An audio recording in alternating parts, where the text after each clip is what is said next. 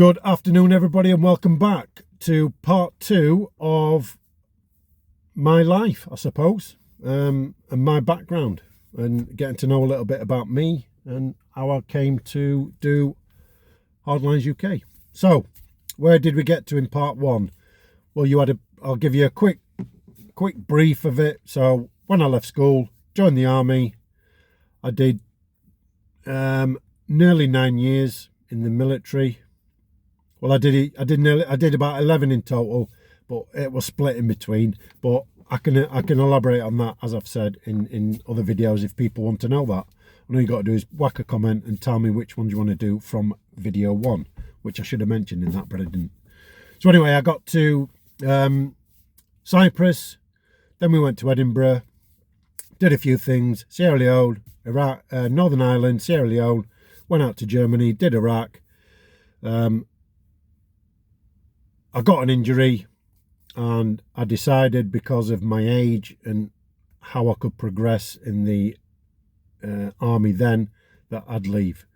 So yeah, I sat some seminars with a couple of companies, got the information I required, and then I chose a company called the Nemesis Group Limited, and unfortunately they're not trading anymore, which is a shame, because they were a very good company, and I did have one company that I was going to choose to do, and at the last minute I changed it, and I'm glad I did. There was 8 students on my course, myself was in part of that 8. Yeah, it was a 4-week course, and it basically, this is where people get the wrong idea of, obviously, close protection, or a bodyguard, if you want to say the old saying. A lot of it's common sense. All you do when you do these courses is learn the basics, and that's all they teach you. So I did that. It was a 4-week course. One instructor was retired. He was an ex-Special Forces guy. And the other guy was, again, retired, and he used to do royalty protection, which again speaks for itself.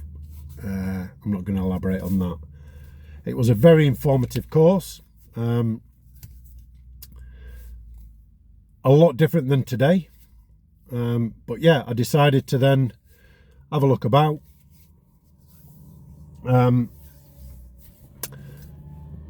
And I rejoined the military in between that. I ended up at 40 Commando, Royal Marines, down in Taunton. I did a couple of years there. And being in that 2 years there was good for me, because it gave me a lot of time to be able to sort a lot of things out, get myself ready for going out and working in the security industry. And I did a lot of research, looked at all the companies who were working in certain places around the world and in the UK. And yeah, I ended up having an interview. Well, it was actually somebody I used to serve with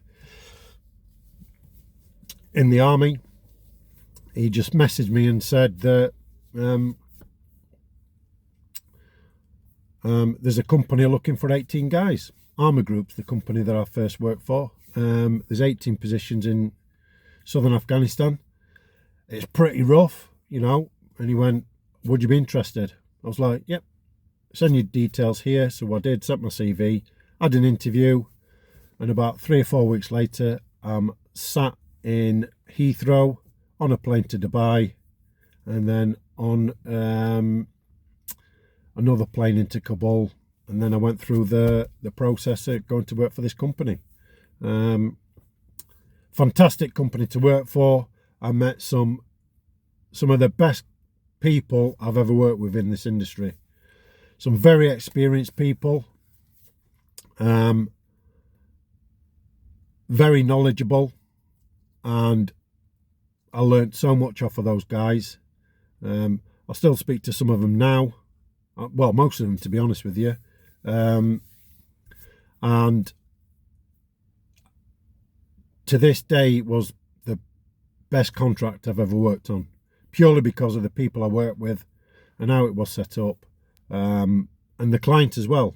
You know, the client were the Foreign Office, fantastic clients. Some were a bit awkward, but that's nature of the beast, I suppose, of what we do. It was a very busy contract, a dangerous place to work. You know, we were in the capital of Elman, which is not, and the place itself's only very small. But it was the locations in and around that location, as in we had separate operating areas that clients were in, you know, and I'm talking a big scale of, you know, they weren't just round the corner, they were like, you know, out, Sangin, Garmasir, Garesh, Musikala, to name a few, and we had guys working with those clients.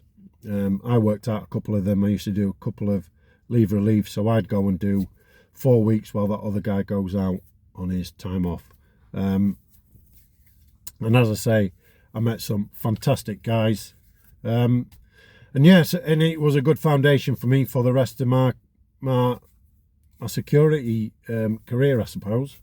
And it's got me, like I say, what I've done is from the military to things I've done in the past, it's got me where I am today. Again, I can elaborate on some of the things that happened while we were out there, but that's for another video.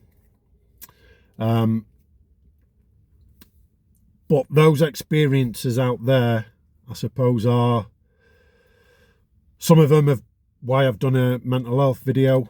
What I'll do is from this one, when I go to part 3, I'm going to tell you the things that happened, some things that's happened, and some things that I didn't even know was going on in my own head. So that gives you a bit of a insight into what I'm going to be talking about in part 3. And yeah, it's I've met some great people. Some of them are no longer here, unfortunately, due to work, what jobs they were doing, and things like that. So yeah, it's quite some of the places can be quite stressful. You know, the military you've been through. I've been in the military. I know what it's like. But we were civilians, all of us who worked in southern Afghanistan and northern Afghanistan. There's a big contingent in Kabul as well, all with the same company, all for the British Embassy. And yeah, that was, you know, I was there 5-6 years, and I worked in Kabul for the European Union, looking after the ambassador and the delegates, EU delegates. Yeah, and a lot of things went on in both locations. Not the best place to be working, I can tell you that now. Obviously today it's a lot different. The military contingent's not there anymore, so there's no safety bubble as such. And obviously I went out to Iraq from there onto the oil and gas, completely different theatre to work in. No threat, nowhere near as high a threat as what there is or there was in Afghanistan. Uneventful. Iraq, not a great place to work. I didn't enjoy it. It's boring work, but a lot of the guys who were in Afghanistan worked out there, and I was still working with some of them, so that made the job a bit more palatable, a bit more enjoyable. And yeah, it's part 3 is going to have some of the stories that have obviously got me where I am today, and the things I've seen, things I've heard, and just how some of the military were, and some of the civilians that we work with, and things like that. So stick around for part 3 if you want to. And like I've said, if there's anything in these videos that you want me to elaborate more on, please do comment, and I will put them together. I'll go into a lot more detail, and I'll try and keep them down to a smaller time frame. These ones are around about 10 minutes each, which is not fantastic, But please bear with me, and I'm trying to get as much in as I can. Okay, so look out for part 3.